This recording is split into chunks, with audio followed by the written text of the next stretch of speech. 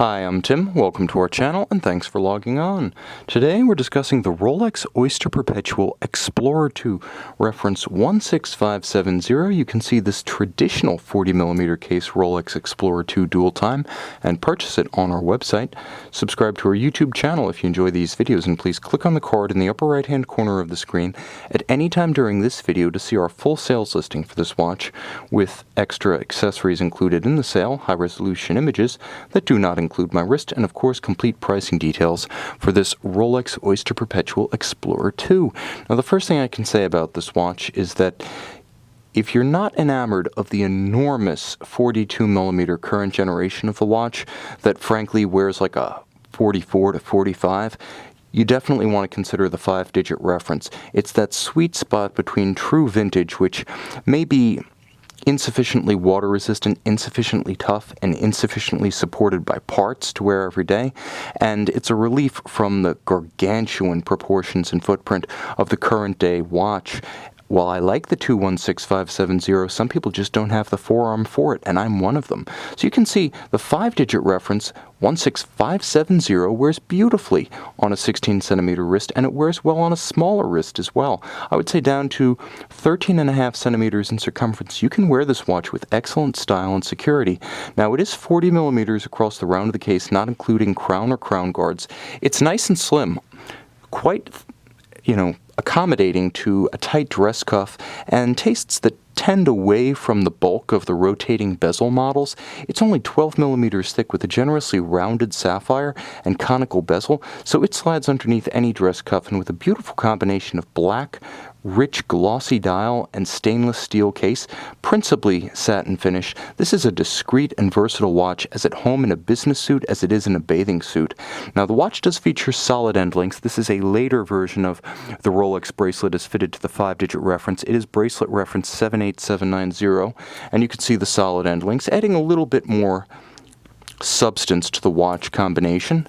The watch bracelet combination, not quite as massive as the current all-solid link bracelets, but decidedly not the rattle traps that the earlier hollow link models were, although those can be quite comfortable in their own right.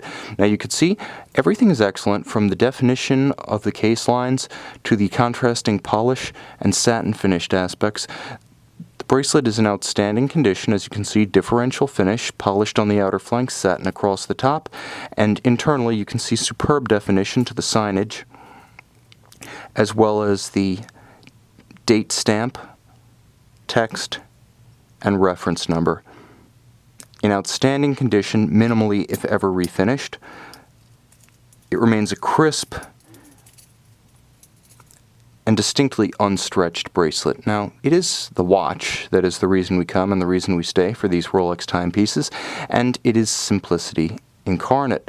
You can see with the absence of a rotating bezel, it has a more grayscale look to it from the case up to the dial. There's less tonal contrast, and the timepiece visually has less mass to it, as the black of the bezel on something like a GMT Master 2 can visually extend the dial. Here the dial appears a little bit more pared down, and the watch overall is a bit better balanced for formal use, yet it is just as functional. As you can see, the Cyclops eye nicely magnifying the date for access to that practical information.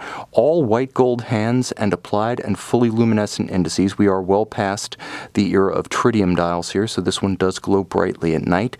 You'll also note that the watch features a true second time zone. The very first references, 1655 in the Explorer II family, did not have a true second time zone. But since 1983, you've had the luxury of being able to set the local hour hand and the 24-hour hand to separate times. Now you can see a little bit of wobble to the 24-hour hand, indicating we're likely looking at a 3185 caliber here rather than the later but functionally identical 3186. The other thing I'll show you is, of course, if you're unfamiliar with these models, that the local hour hand actually drives the date. Now, screw down the crown and you have 100-meter water resistance, so although it is designed for spelunkers and subterranean explorers, nevertheless it is fully swimmable, everything short of professional diving.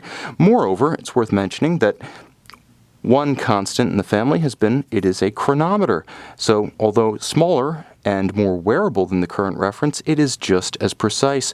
With a full balance bridge, a Breguet overcoil hairspring, and a free-sprung index, it's also a very rugged and accurate timepiece by virtue of resistance to gravity, that's thanks to the Breguet overcoil, and resistance to shock and vibration, that's thanks to the free-sprung architecture and the full balance bridge. Constructed entirely in-house by Rolex, pivoting on 31 jewels, it features a smooth, Teflon-enhanced bidirectional winding system. Rolex said absolute winding efficiency isn't necessarily their interest. They want a winding system that you can't feel and you can't hear, and they achieved it beautifully. It has a 45 to 48 hour power reserve when fully energized. Again, this one is in fantastic condition. It's a no-compromise alternative to those who simply don't dig the 42mm case or simply prefer the charm of the original. You can see and you can purchase this Rolex Oyster Perpetual Explorer II on our website.